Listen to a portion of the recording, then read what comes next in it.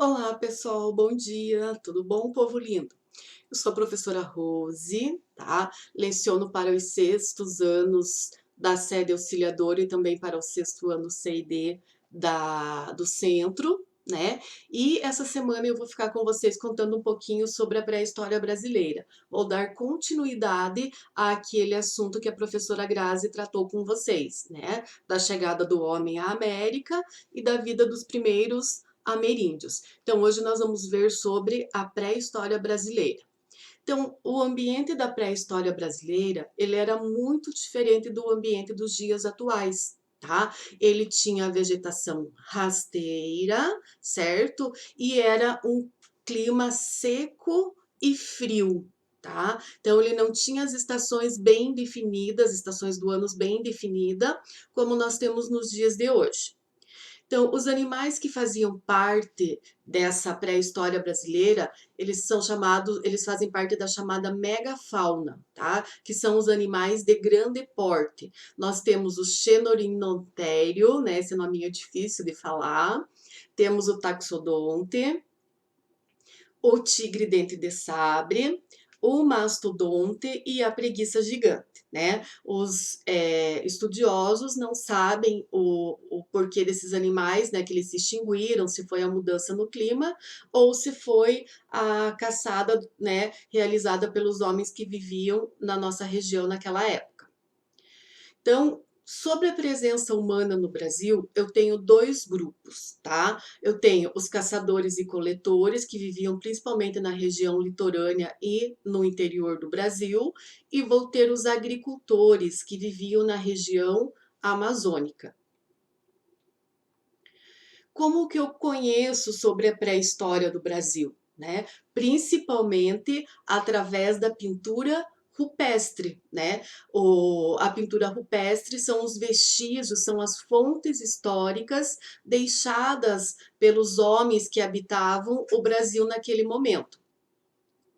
Então, aqui tem a imagem, né, de alguns possíveis moradores do Brasil, e com base nas descobertas arqueológicas, nós podemos ter uma ideia de como era a vida desses homens da pré-história. Então, eles viviam do quê? Viviam da caça, da pesca, da coleta de frutos, né? Usavam machados feitos de madeira com pontas bem afiadas, né?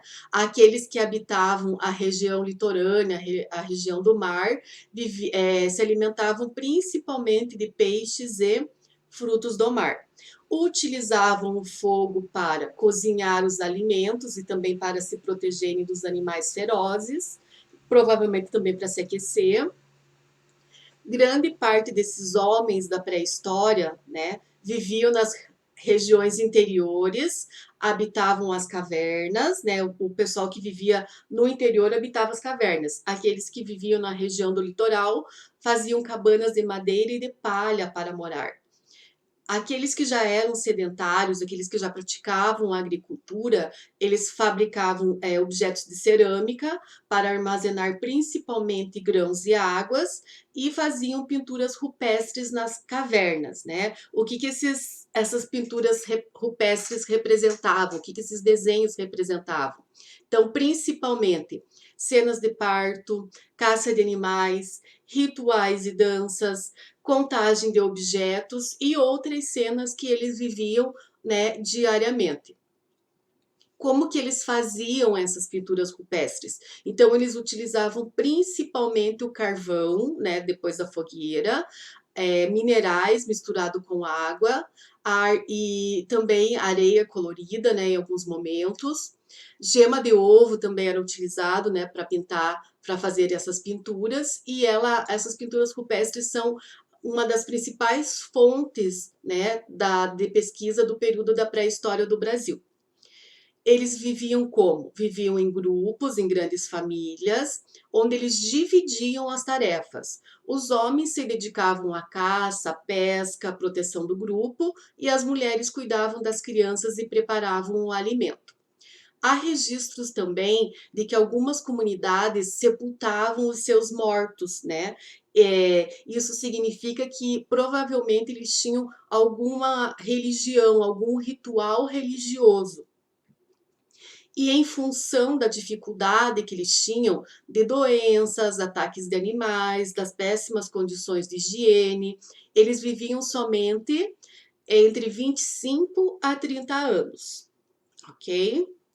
Então, um dos fósseis encontrados que, né, de um ser humano é o fóssil da Luzia. Esse fóssil é o mais antigo das Américas. Ele foi encontrado na região de Minas Gerais, na região de Lagoa Santa, né? E ele é considerado o fóssil mais antigo. Ele tem mais ou menos 11.500 anos. E ele foi chamado de Luzia em homenagem a Lucy, né? Traduzindo o nome Lucy, eles colocaram o nome de Luzia. Aqui nós vamos ver três povos que habitavam a região do Brasil no período da pré-história. Um desses povos são os chamados povos dos sambaquis.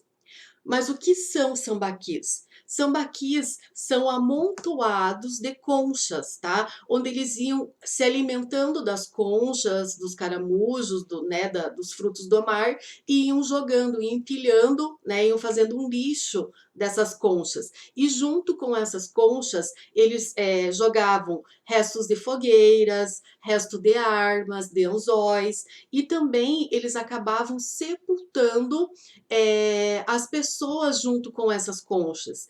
E tudo isso ficou preservado porque o principal componente da concha é o cal, que é um componente seco e ele vai preservar os vestígios deixados por esses homens. Então, esses homens, eles são chamados de homens dos sambaquis ou povos dos sambaquis. Por quê? Porque eles criaram esses amontoados de conchas e junto com esses amontoados de conchas, eles deixaram muitas fontes históricas, né, para que os dias de hoje a gente consiga estudá-los. Então, o que nós sabemos sobre ele? Que eles se alimentavam principalmente de peixes e crustáceos do mar, criaram comunidades estáveis e semi-sedentárias, fabricavam anzóis, agulhas, redes e barcos e faziam esculturas de pedra polida. Então aqui tem o significado do que é sambaqui, amontoado de conchas que eram utilizados também para moradias, tá? Aí eu tenho exemplos de sambaquis. A região que mais tem sambaquis é a região de Santa Catarina. Aqui no Paraná nós também temos, tá? Na Ilha do Mel. A região que mais tem sambaquis é ali na região da Ilha de São Francisco, para quem já viajou para aquele local, né? A região da Praia Grande. Tem uma grande quantidade de sambaquis. Então aqui é um exemplo de um sambaqui. Se vocês olharem bem direitinho, vocês vão ver que são as conchas, né? A impressão que dá é que é uma pedra, que é uma duna, mas na verdade, com o passar do tempo, ele foi se solidificando e se transformando como se fosse parecido com uma rocha, tá? Mas na verdade são o quê?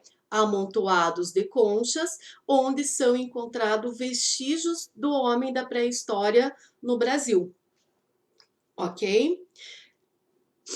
Agora eu vou ter os povos lá da Luzia, né, que a gente viu que é o fóssil mais antigo das Américas. O povo de Luzia é conhecido como o povo de Lagoa Santa, porque eles viviam na região de Lagoa Santa, em Minas Gerais. É óbvio, né? Então, quais as características desses povos? Eles enterravam seus mortos, eles faziam artefatos de pedra lascada, eram caçadores e coletores, eles se alimentavam mais de vegetais do que de proteínas e por isso eles vão ter uma estatura baixa e magra, com a expectativa de vida de 30 anos. Os povos de Umbu. Esse não tem no livro de vocês, mas eu achei interessante colocar. Por quê? Porque os povos de Umbu, eles habitavam a nossa região sul e sudeste, tá? E por que eu coloquei a imagem desse gaúcho aqui? Para vocês lembrarem que a principal característica do povo de Umbu foi a criação das boleadeiras. As boleadeiras, elas fazem parte do folclore gaúcho, do folclore do povo do Rio Grande do Sul, onde os povos da pré-história criaram para abater os animais velozes. Então, são cipós, cordas, né, onde eles amarravam pedras, 3 pedras, rodavam e lançavam para pegar principalmente as aves, né? Eles eram também caçadores e coletores e eles também criaram o arco e a flecha. Agora a gente vai lá para o tema 4. No tema 4, ele vai falar sobre os agricultores do Brasil, tá? Então, há mais ou menos 5.000 anos foi quando a agricultura começou a ser praticada no Brasil. Quais os produtos que eles cultivavam? O milho e a mandioca, tá? E eles existiam 2 tipos de povos, os seminômades e os sedentários. Os seminômades utilizavam a agricultura para complementar a coleta e a caça. Já os sedentários, a agricultura era a principal fonte de alimento e eles se localizavam principalmente na região da Amazônia, nos chamados cacicados, né, onde tem o cacique como líder. Aqui tem alguns exemplos das cerâmicas fabricadas por esses povos. Então, 2 povos vão se destacar aqui nessa região, que são os povos de Santarém e os povos marajoaras. Eles fabricavam as cerâmicas principalmente com o objetivo de armazenar alimentos e guardar sementes para o próximo ano para a agricultura.